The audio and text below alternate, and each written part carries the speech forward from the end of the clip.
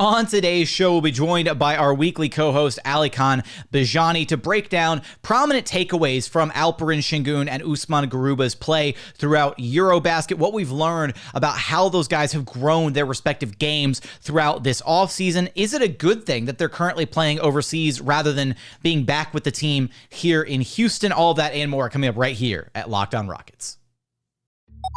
This is Mission Control, Houston. Ignition sequence start. The Houston Rockets select Jalen Green and Jabari Smith Jr. T-minus 15 seconds. Guidance is internal. Every time I step on that floor, I'm coming. You're getting somebody who's going to come in with a chip on their shoulder, somebody who's going to come in and compete from day one. 6, 5, 4, 3, 2, 1.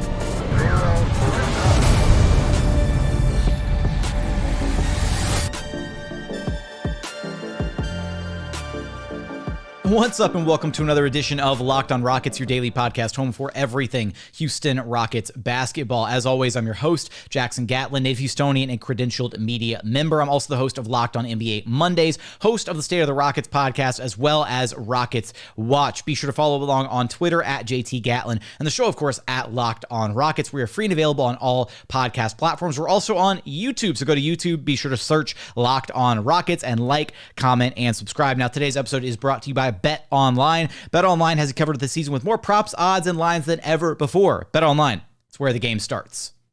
Joining us now is our weekly co-host here at Locked On Rockets, Alykhan Bijani, the X's and O's expert, brunch connoisseur, also newly, anointed Starbucks fanatic as well. So I don't know if we're adding any more titles to the list. Lavender, bro. Lavender's the way to go, man. Okay, all right. No. We're not. This is not Locked On Starbucks. This is not Locked On Coffee. As much as that would be a fun show, we're not going to do that. Alykhan, Alperen Sengun has been playing some really impressive basketball overseas throughout EuroBasket. I've been talking about it a lot here at Locked On. We're just going to kind of focus on him today and kind of some of the standouts from his play, some of the pros, some of the cons, areas that we want to see him improve on, and kind of trying to draw some, takeaways as to what we can expect out of him this NBA season from what we've seen out of his play in EuroBasket. So let's start with some of your preliminary thoughts on what you've seen out of him overseas so far. Honestly, there's two things. I know we're going to focus on it today, but there's two things that stick out to me. Number one, size. He's added muscle. He's added upper body muscle, which is important, and we'll discuss that. And second, stamina. I mean, I don't think I've seen him often, bend his back down or look tired or want out of the game, or just the conditioning looks much improved. And it is a different style of play in FIBA, but at the same time, he's getting these minutes in actual competition where his team is playing well and he's playing major minutes. And now he's about to play in the round of 16 against really good players, right? And he's holding his own. He's playing a lot of minutes. He's scoring in good efficiency for the most part. And that's showing me that he's conditioned. And I think that's a very big takeaway if you're a Rockets fan, is because last season, when he didn't get playing time, there was those conversations about conditioning, right? Now this season, when he's a starter, you want him to play 25, 30 plus minutes a night. A lot to what Clint Capella did his first season as a starter. He kind of vamped his way up to getting to around 30 minutes a night. And I think that's a great target for Sengun going into the season when he's already been playing major basketball. Yeah, those were definitely two of the consistent talking points with Sengun last season, mainly his stamina, and then I guess I'll throw it in there, right? His foul trouble was kind of the other one of the limitations to the amount of minutes that he could realistically play. Although throughout last season, I kind of thought the foul trouble thing was a bit maybe overblown. There were moments and times where Sengun was a little handsy, a little over aggressive, defensively especially, and he would pick up a quick couple fouls here or there, but I never understood why that was necessarily an issue, because when he was in the backup role, he realistically was only getting 15, 20 minutes a night. Even if he picked up a quick 2 or 3 fouls, let the kid pick up his fouls, let him foul out if needed, so that he can just get adequate playing time. There's no reason to pull him if he picks a quick 2 fouls up, as the reserve big off the bench. So that's going to be a bigger issue this season, I think, the foul trouble. But as far as the stamina goes, the conditioning, right, he played 20 minutes straight in the half against Serbia, where it was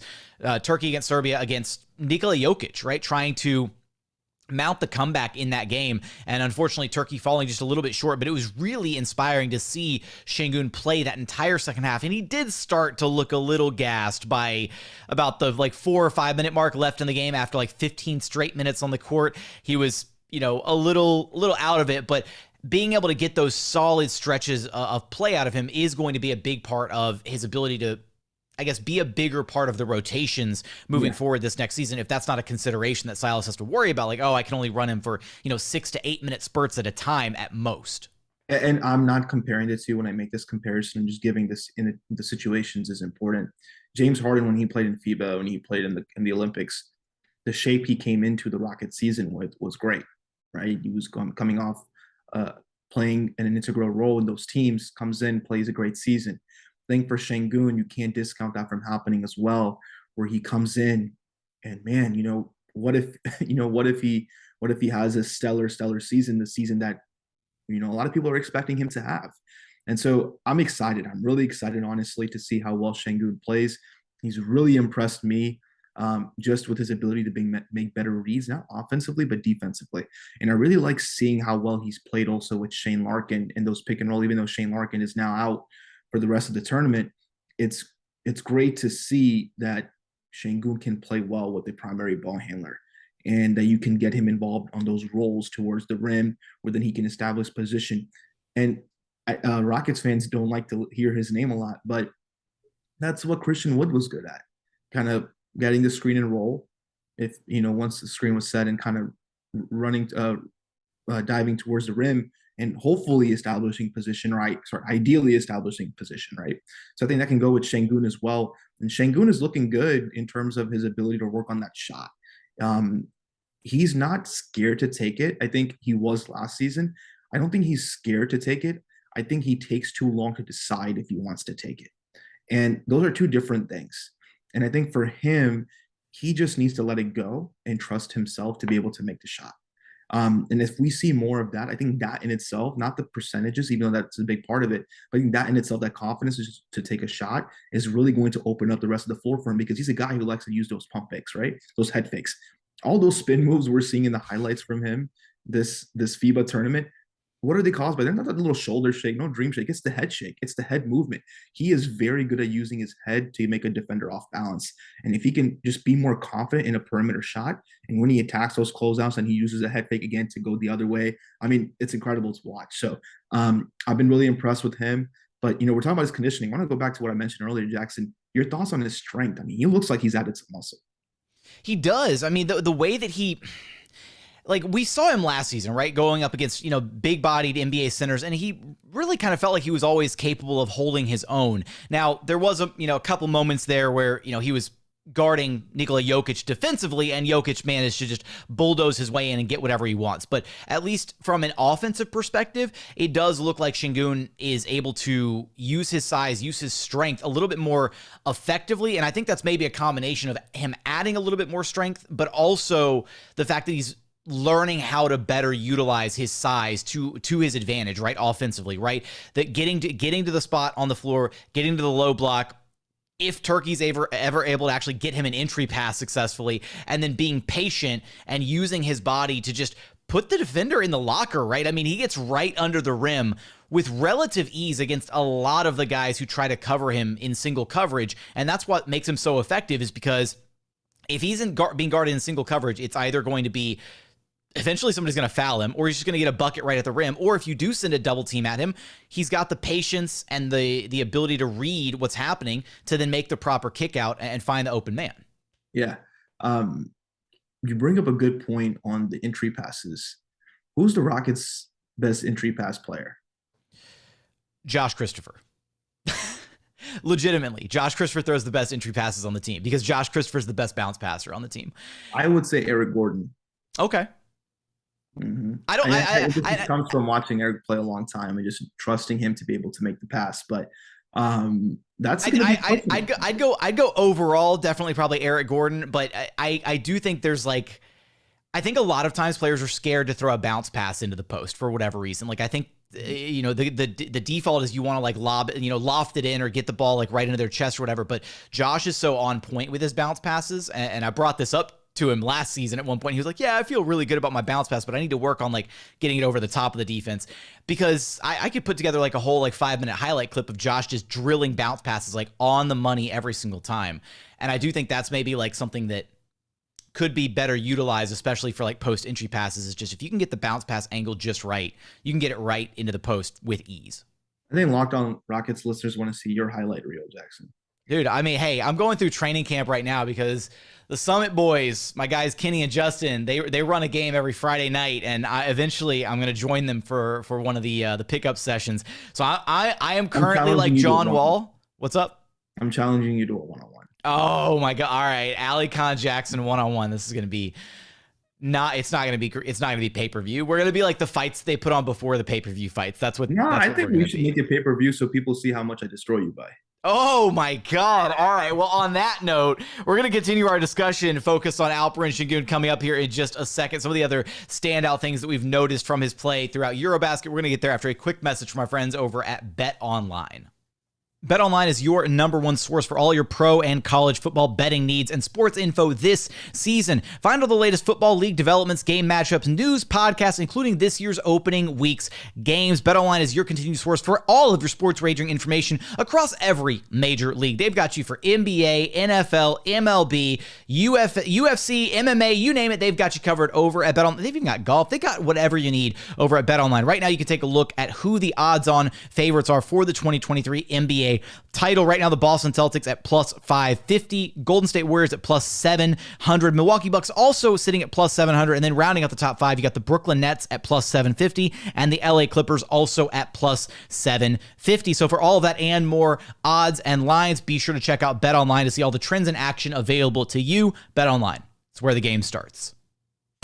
And continuing on here at Locked On Rockets, your daily podcast home for everything Houston Rockets basketball. Now, Alykhan, you brought up a really interesting point there about midway through segment one, talking about, a quick comparison in just James Harden when he played overseas and then, came into, that NBA season in, probably one of the best shapes of his career. I feel like that's not proper English, but whatever. So you're making fun of James Harden's shape, man. Dude, yeah, you know what? He made fun of Chris Paul. Made fun of James Harden's man boobs in practice. No, oh, man. Oh god.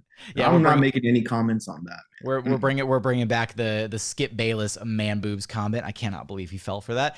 Anyways, I digress. The point though, Sengun, Garuba also playing overseas. I am curious, right? What the pros and cons are to them actually being overseas playing high level competitive basketball, but they're not here getting in the work with their respective, with their teams, with their trainers, whatever. We know that, why am I blanking on his name? You're 7 for Miami, and I'm blanking on, I think is it Omar? You're 7. Omar, yeah, there we go. Thank you. He made the choice to stay with Miami and work on his game and stick with the organization this offseason rather than go play in EuroBasket with Turkey. And that's, a decision that has, rubbed a lot of Turkish fans the wrong way. But the point being is that, how much more benefit would Sengun and Garuba have received from actually staying in Houston and working on their games with the organization and doing their offseason training here rather than playing for their respective national teams? I'm not trying to paint them in a negative light or anything. I just wonder what the different pros and cons would potentially be. And maybe it is more beneficial for them to have played overseas and be playing this, high level competitive basketball right now. Yeah, no, 100%. I think for me, I'm going to go to Garuba first. Usman did not play summer league. And for him, it's important to get playing time. He needs to just practice what he's been working on. And yes, it's not an NBA system, and yes, it's not G League or whatever, but it's still professional basketball. And he's going back to a place where he can excel at and play in a specific role. And for me, that's been important for Usman to develop some confidence. So when he gets here back to Houston for mini camp and then training camp and then preseason here in the next few weeks, he can have confidence in himself to know that, he's healthy. He can start making some plays on the court and hopefully carve himself a spot in the rotation. Because right now you're playing against Bruno Fernando and Boban as well, because Boban deserves consideration for getting playing time behind Sengun. And for me, that's a big deal for Garuba. Now, when I look at a guy like Sengun, I understand. I think it's important to note he was here. He has spent time here. It's not to say that he hasn't spent any time at all. Yes, Jalen, KPJ, rest of the roster has pretty much been in Houston for a majority of the summer working together on their game. Jae'Sean Tate and Eric Gordon in particular. But that's not a bad thing if Sengun is away. Sengun still has daily contact with the team. He has daily contact with the strength and conditioning coaches. He has daily contact with the coaching staff. We just saw like a video posted to like I think Shingun's IG, right, where he was on the phone on FaceTime with like assistant coach Willie Cruz, right, like just hanging out, just catching up, whatever. And I'm gonna ask during media day, training camp, whatever. I want to know if Silas is like assigned Sengun and Garuba homework while they're overseas, like focus on this. You've got to get this many shots up a day, like that kind of thing. It'll be curious to see how Stephen Silas has kept in contact with them, or if he's had set baseline expectations for them while they're overseas. I think that's gonna be a great question for me. Just back to Sengun. I don't think we've talked about this enough because it's a big question mark for me from last season. His defense. And he really has showed me some good characteristics to be a rim protecting big. And I'm not saying that he's going to be a Gobert or a Jokic or a Brook Lopez in terms of patrolling the paint, but just knowing your spots, knowing timing, knowing when to recover, knowing when to fight for a rebound. He's not perfect. He's not close to perfect. He's not close to being very good yet, but he's showing me flashes that gives me confidence in him that, maybe he can put this together. And I've really liked the tape that I've seen so far from him as a defender. There have been games, I'm not going to sugarcoat it. There have been games where he has flat out not been good defensively. But there's also been moments where he has been, especially you saw that against Jokic, moments where he struggled, moments where he was good.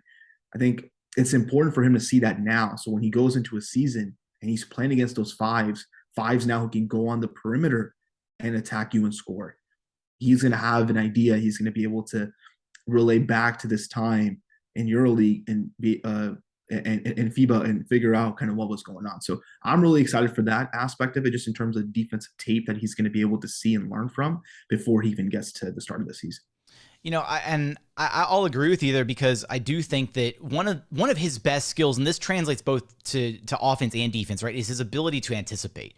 And I think over time he's gotten much more comfortable about just trying to read and anticipate what opposing offensive players are going to do, and that's allowing him to be in the right spots, to make the right reads defensively, and to try and position himself to where, like at the end of the day, his foot speed and his lateral quickness are going to be his like two biggest weaknesses defensively, especially when like guarding and pick and roll, that kind of thing. Those are some of the areas where even throughout EuroBasket, we've seen Sengun get put almost into a blender in pick and roll, where if the ball handler, attacks quickly enough, if he's got Sengun kind of not quite on an island, but if he catches him with a little bit of indecision, then, a quick burst of movement and he's gone right straight to the rim, and Sengun doesn't have the ability to even turn around and recover before the layup is happening. So I do think though that his ability to better anticipate things has helped him defensively. He's still great when he has those opportunities to make those recovery plays, right? Because he does get beat sometimes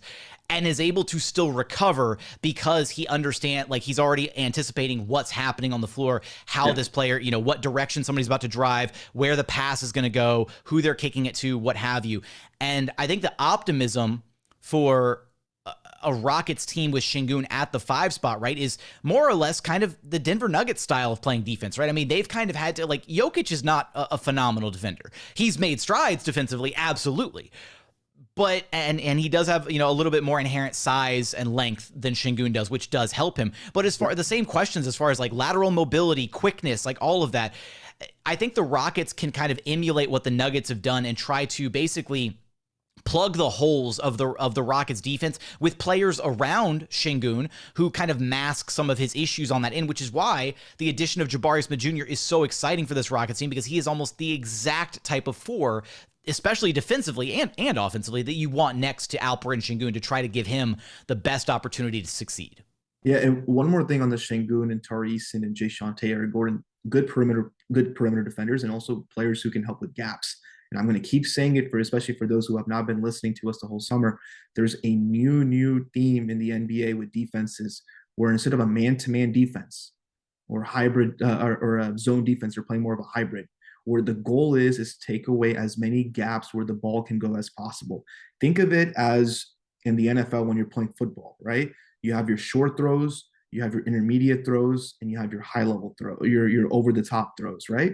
So the defenses know, based off of over the course of a season, over the course of a player's career, where the quarterback likes to throw the ball in certain situations.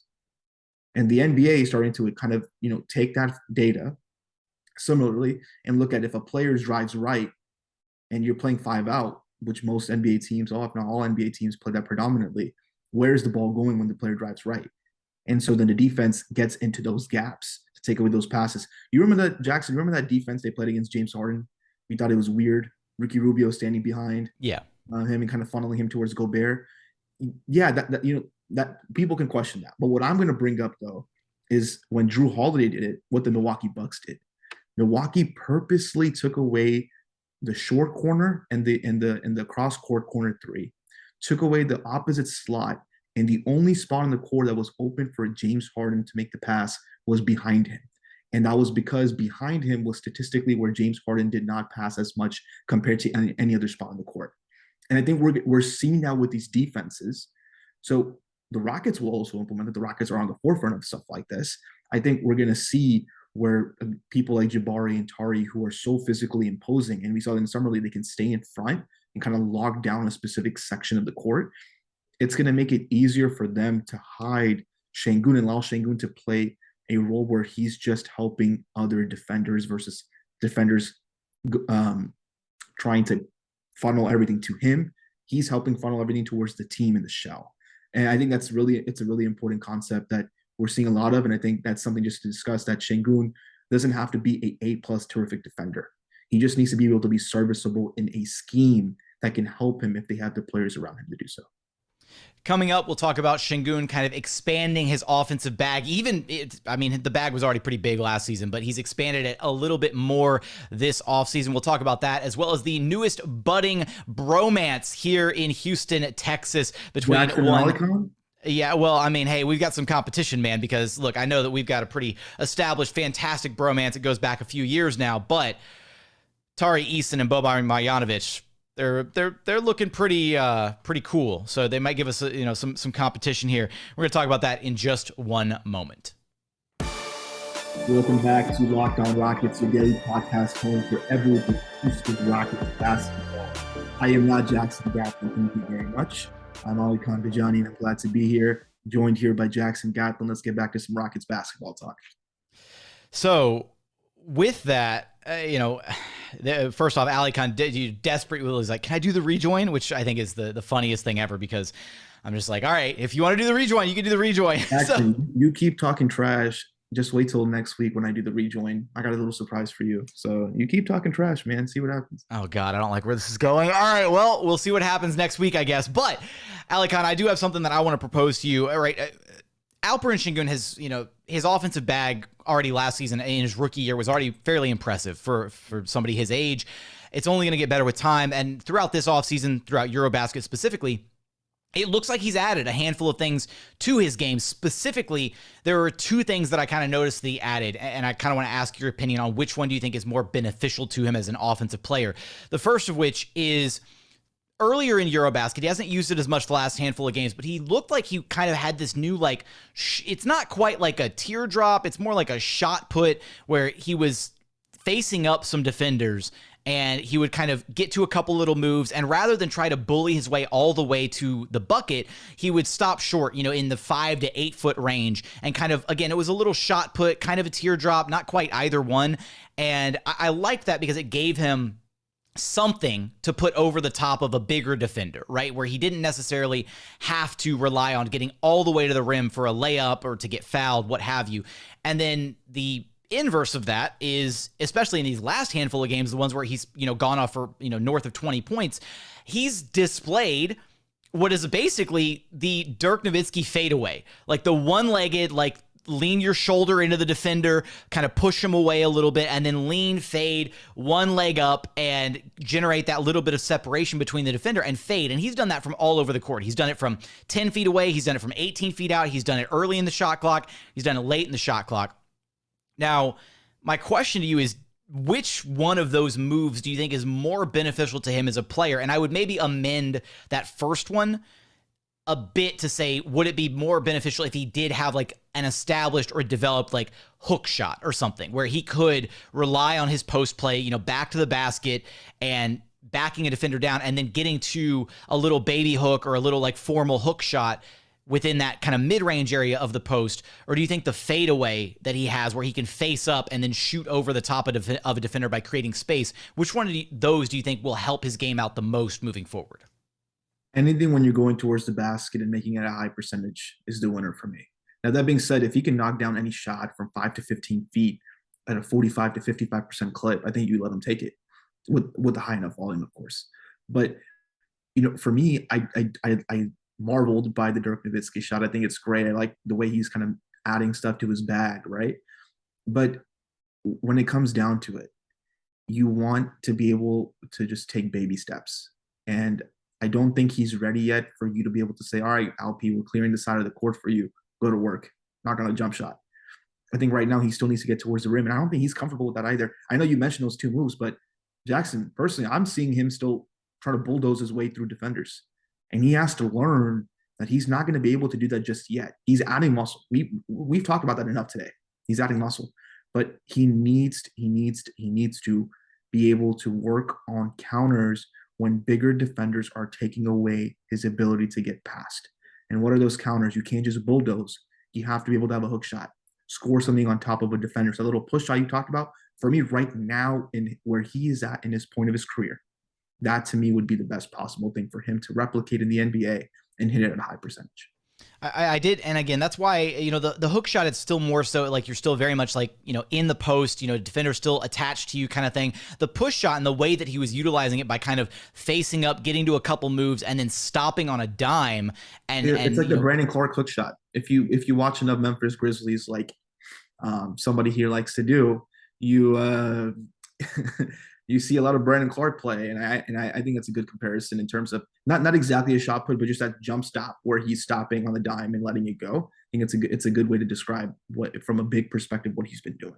I think jump stop, you're right. That's probably the best way, the best descriptor for what I was trying to talk about as far as just the move that we'd seen from Alp a couple times. But he's got a huge test ahead of him because he's about to face France and Rudy Gobert. And there was a part of me that when Gobert and Luka Doncic were duking it out in their final group stage game, part of me was like, man, I want Turkey to draw Slovenia and I want Luka to lose this game because I was a little bit worried about what Gobert would do to Turkey, right? About how he would, you know, basically anchor the paint against Sengun. And now I'm of the opinion this is going to be kind of a nice little preliminary test for Alp, right? Like, how does he get to his spots? What does he look like playing against the premier big man defender in Rudy Gobert from the NBA side of things? So I'm expecting it to be a really exciting game. Team. There are a lot of NBA players in the team, right? So I think it's a good, solid team. Man, I predicted Turkey to win in a nail biter against France. And I predicted Spain to lose against Lithuania because I just don't see how they're going to contain Sabonis and Valanciunas. So those were my two predictions as far as these Lithuania two EuroBaskets. wins for me and France wins for me. I think the buck stops shorts with Sengun this week. Alykhan, wet blanket, Bijani, raining on all of our fun here at LOR. Can't even give us one win. I tend to do that because everybody in the YouTube comments, you know, it's I got picked on for supposedly being mean to Jackson when this is honestly, this is how we talk. You know, we're just really good friends, man. Like I consider Jackson like one of my close friends, man. So we just kind of mess with each other. It's nothing personal. It was just fun. No, I hate Alykhan when we're off camera. We despise each other like vehemently. This is the biggest like secret beef on Rockets Twitter that nobody knows about. We actually do not like each other. No, I'm kidding. Oh, actually, dude, I know another big secret Rockets Twitter beef going on right now. Ooh, are you gonna spill the tea on the show, or are we saving that for a rainy day? We saving that. Okay, all right. We're gonna sit on the secret Rockets Twitter beef. But last thing to talk about here is not our bromance, which is, you know, already well established and fantastic, you know, in its own right, but Tari, Eason, and Boban Marjanovic, some clips coming out of Rockets practice, and, you know, Tari and Boban are like straight up besties already, and even better to top it all off was, you know, Rockets post this clip of Tari Eason hanging out with Boban, and Tari's telling Boban, hey, no, I don't want to hear any more about, Tobias Harris. All right, he's done. He's old news. Tobias Harris comes in on Twitter and quote tweets it like, excuse you? So I think there's maybe some jealousy going on here, maybe a potential, bromance love triangle between those three. Circle the Sixers Rockets date. That's going to be a big game on ESPN. We got to flex that over. Give the Rockets another national TV game. Right, just flex it over because Tobias Harris is going to be absolutely a man possessed. He's like, you took my brother from me. How dare you? All of that. No, I love seeing, and that was honestly right. Jokes aside a little bit, this kind of Boban is widely regarded as one of the just nicest, if not the nicest dude in the entire NBA, right? And that type of mentality, personality to have in the Rockets locker room to keep things pleasant, happy, whatever. There were some people kind of pushing back on the idea that no, you don't need to waste a roster spot just to have a player for the vibes or whatever. And I think that's kind of what you get into when you talk about veteran leadership and stuff. Eric, you guys will be surprised to hear how well regarded Boban is across the league and how close he is to a lot of star players. Most recently, a guy who Rockets fans think that's going to come to the Rockets in a couple off seasons, which is not going to happen. But Luka Doncic. Sorry, I'm raining on everybody's parade. I know everybody hates me for saying that, but I'm sorry. We got Rainstorm Bijani on the show today. When he does come to Houston, though, people can go back to this clip and do a freezing cold take on me for saying that. That's going to be great. If you ask Luka, who's one of his favorite teammates of all time and somebody who's helped him in his career, he's going to say Boban. Boban was a very influential person during that run last season. He's been a very influential player for a lot of star players across the league whenever he's played with them. I think you need that. You need that on your team, a guy who's going to protect you, a guy who's going to tell you straight, but do it in a way where you respect it. You respect him and you respect the team. I think it's a great thing that he's on the roster. And I think he can help you too, because he's a guy who you can put in certain situations, or also technically just give him a few minutes every game and let him, do well.